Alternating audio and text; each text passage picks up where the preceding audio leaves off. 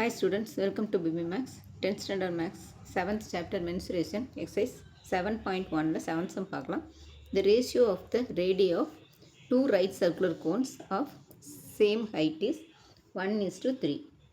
இங்கே equal heights இருக்கிற ரெண்டு கோனோட ரேடியஸ் வந்து 1:3. இப்போ find the ratio of their curved surface area when the height of each cone is 3 times the radius. இப்போ அதனுடைய ஹைட் வந்து சின்ன கோனை விட 3 டைம்ஸ் அதிகம்னா அதோட கர்வ்டு சர்ஃபேஸ் ஏரியா என்னன்னு கேட்டிருக்கிறாங்க. ரேடியஸ் வந்து R1:R2 அது வந்து 1:3 கொடுத்துருக்காங்க. இப்போ R1 வந்து 1, இது வந்து நம்ம ஏதாவது ஒரு வேரியபிளால் மல்டிப்ளை பண்ணிக்கிறோம். இப்போ எக்ஸில் மல்டிப்ளை பண்ணால் 1 × x வந்து எக்ஸு. இதே ஆர்னு வேணாலும் மல்டிப்ளை பண்ணிக்கலாம். 1 × R = R அப்படின்னு போட்டுக்கலாம். அடுத்தது இங்கே 3, R2 வந்து 3 × x வந்து 3x. இப்போ நம்மளுக்கு ஹைட்ஸ் ஆஃப் த கோன் வந்து ரெண்டுமே ஈக்குவல்னு கொடுத்துருக்குறாங்க. அப்போ H1 = H2. அப்போ இந்த H வந்து என்னென்னா 3 டைம்ஸ் ரேடியஸ் ஆஃப் ஸ்மாலர் கோன்ஸ்னு கொடுத்துருக்குறாங்க. அப்போ 3 × இங்கே ஒரு ரேடியஸ் வந்து நம்மளுக்கு 1x இருக்குது, இங்கே 1x. இப்போ 1x × 3 வந்து 3x. அப்போ இங்கே H1 வந்து 3xனா H2வும் 3xாக தான் இருக்கும். ஏன்னா ரெண்டுமே ஈக்குவல். அதனால் H1 3xனா H2வும் 3x தான்.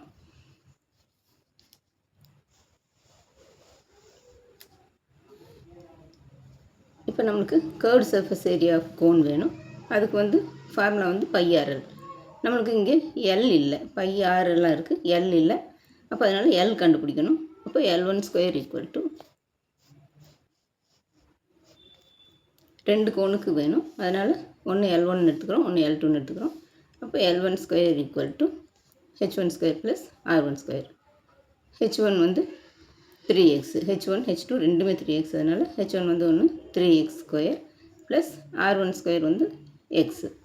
இங்கே R1 வந்து நம்ம எக்ஸ்ன்னு எடுத்துருக்கோம். அப்போ x². இப்போ இது ஸ்கொயர் பண்ணணும்னா 3 வந்து 9, 3 3 9, எக்ஸோட ஸ்கொயர் வந்து x² ப்ளஸ் இங்கே இந்த x² அப்படியே தான் இருக்கும். அப்போ இங்கே 9x² ப்ளஸ் 1x² வந்து 10x². இங்கே 9x² ப்ளஸ் 1x² வந்து 10x². அப்போ L1 = இங்கே ரூட் எடுத்தோம்னா இங்கே x² வந்து ஒரு x. இந்த பவரில் பாதி தான் ஒரு ரூட் ரிமூவ் பண்ணும்போது. அப்போ இந்த √10 அப்படியே தான் இருக்கும். இதை அப்படியே வச்சுக்கிறோம்.